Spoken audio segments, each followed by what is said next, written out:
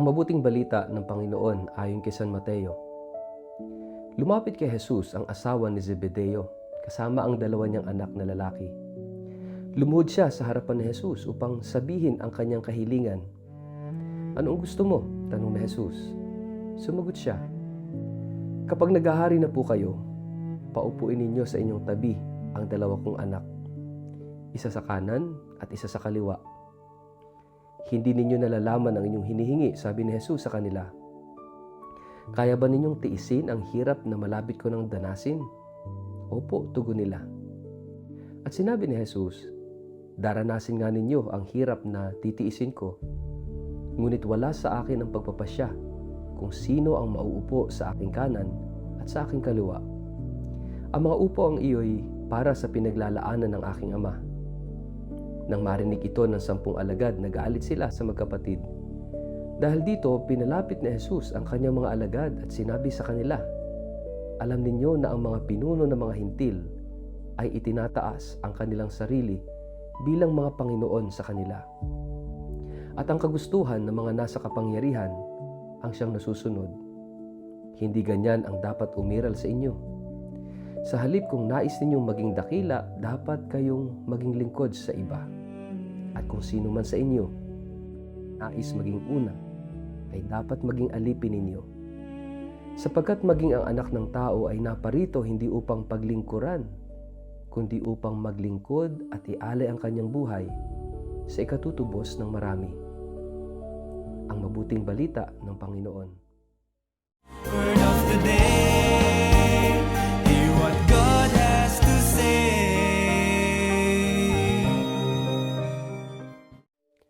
Mapagpalang araw po sa inyong lahat. Kumusta po kayo? Ang ating word of the day ay paglilingkod.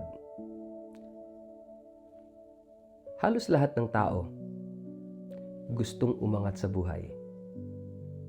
Gusto nating maging matagumpay. Gusto nating makilala. Gusto nating magkaroon ng impluwensya. Gusto nating maging mahalaga sa ating trabaho, sa ating komunidad, o maging sa ating pamilya. Wala namang masama sa paghahangad ng tagumpay. Ngunit ang tanong ay, paano natin ito sinusukat? Para sa marami, ang tagumpay ay nangangahulugang mas mataas na posisyon, mas malaking kapangyarihan, mas maraming taong sumusunod, mas maraming karangalang tinatanggap, mas maraming pera. Ngunit sa Ebanghelyo ngayon, ganap na binabago ni Jesus ang kahulugan ng kadakilaan. Sa Ebanghelyo ni San Mateo, lumapit ang ina ni Santiago at Juan kay Jesus. May dala siyang isang kahilingan. Nais niyang kapag dumating na ang kaharian ni Kristo, maupo ang kanyang dalawang anak sa pinakamataas na lugar, ang isa sa kanan at ang isa sa kaliwa. Bilang isang ina, madaling maunawaan ang kanyang hangarin.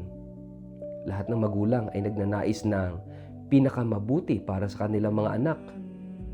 Ngunit ang kahilingang ito ay nagbunyag ng isang maling pag-unawa tungkol sa kaharian ng Diyos. Akala nila ang pagsunod kay Jesus ay magdadala ng karangalan at kapangyarihan. Hindi pa nila nauunawaan na ang landas ni Kristo ay hindi trono, kundi krus. Hindi naman itinanggi ni Jesus ang pagnanais nilang maging dakila. Ngunit tinanong niya sila, "Kaya ba ninyong inumin ang kopa na iinumin ko?" Kopa ay hindi sumisimbolo ng tagumpay, kundi ng pagdurusa, sakripisyo, at ganap na pagsunod sa kalooban ng Ama.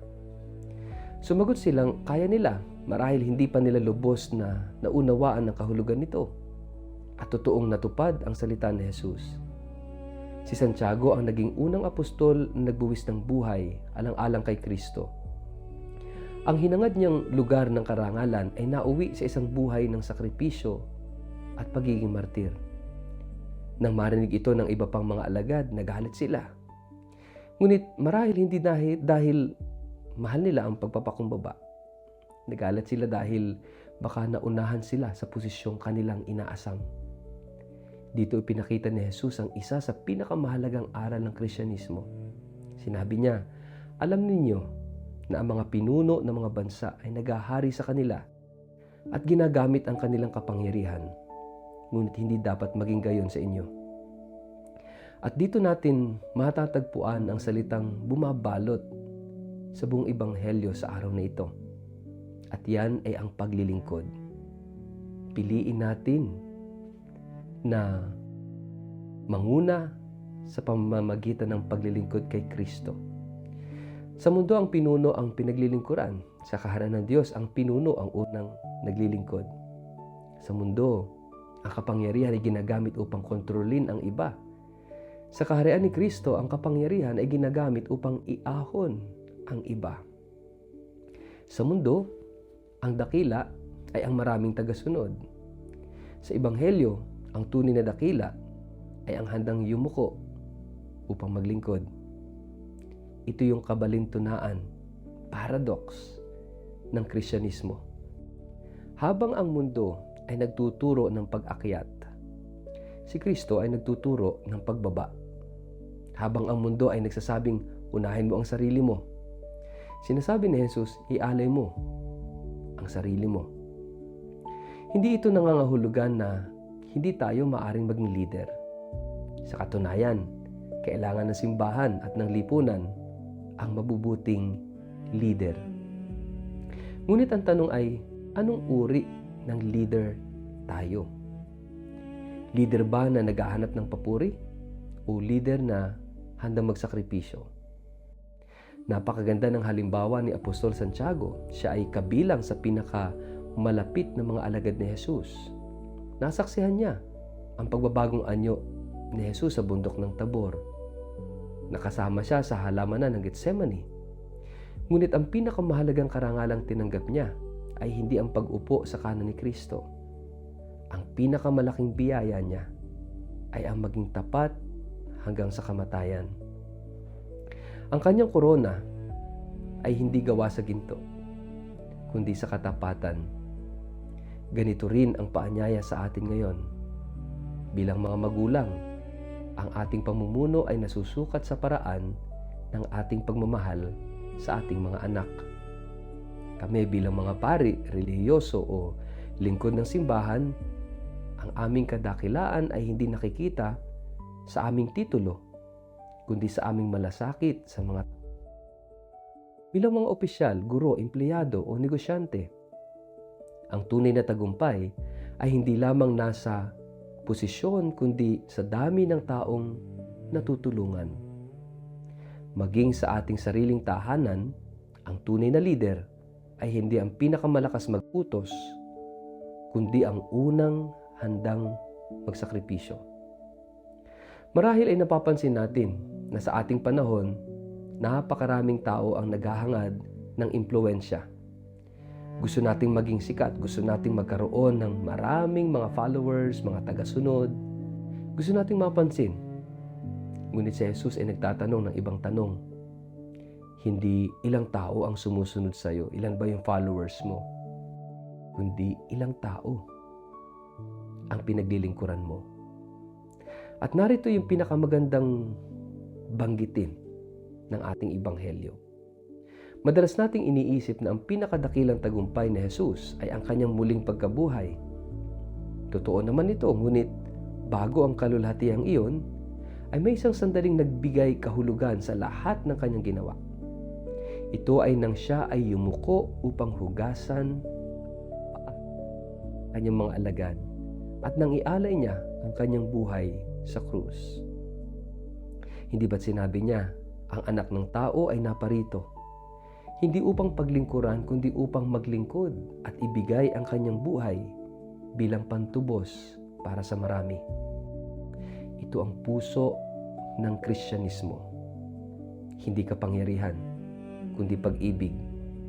At ang tunay na pag-ibig, kapatid, ay laging naglilingkod.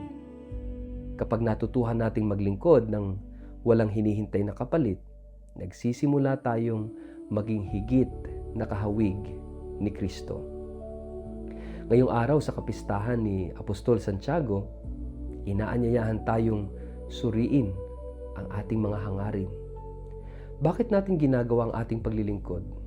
Upang mapansin ba? Upang purihin ba? Upang makilala ba? O dahil tunay nating mahal ang Diyos at ang ating kapwa. Kaya tandaan natin ang isang salitang ito sa araw na ito, paglilingkod. Yung bang piliin natin na mamuno sa pamamagitan ng paglilingkod tulad kung paanong si Kristo'y naglingkod. Sapagkat sa kaharian ng Diyos, ang pinakadakila ay hindi ang pinakamataas ang posisyon, kundi ang pinakamalalim ang pagmamahal. Hindi nga ang may pinakamaraming tagasunod, kundi ang may pusong handang mag-alay ng sarili. At kapag natutuhan nating maglingkod tulad ni Kristo, matutuklasan nating ang tunay na kadakilaan ay hindi nasusukat sa taas ng ating narating, kundi sa dami ng buhay na ating napaglingkuran. Mga kapatid, pagnilayan natin sa ating pamilya, trabaho, ministeryo o komunidad, tayo ba ay naghahangad ng pagkilala at kapangyarihan? O tunay ba tayong handang maglingkod tulad ni Kristo? Anong isang konkretong paraan na maaari nating gawin ngayong linggo upang maging lingkod ng iba? Sa ngalan ng Ama at ng Anak at ng Espiritu Santo, Amen. Panginoong Jesus, salamat sapagkat ipinakita mo sa amin na ang tunay na kadakilaan ay nasa mapagpakumbabang paglilingkod. Tulad ni Apostol Santiago, bigyan mo kami ng tapang na sundin ka lang, hindi lamang sa panahon ng tagumpay, kundi maging sa oras ng sakripisyo. Alisin mo yung pagmamataas at punuin mo ang aming puso ng pag-ibig na handang maglingkod ng walang hinihintay na kapalit. Naway ang aming buong buhay ay maging larawan ng iyong kababaang loob at pagmamahal. Amen. Pagpalain po kayo't ingatan ng makapangyarihang Diyos, Ama at Anak at Espiritu Santo.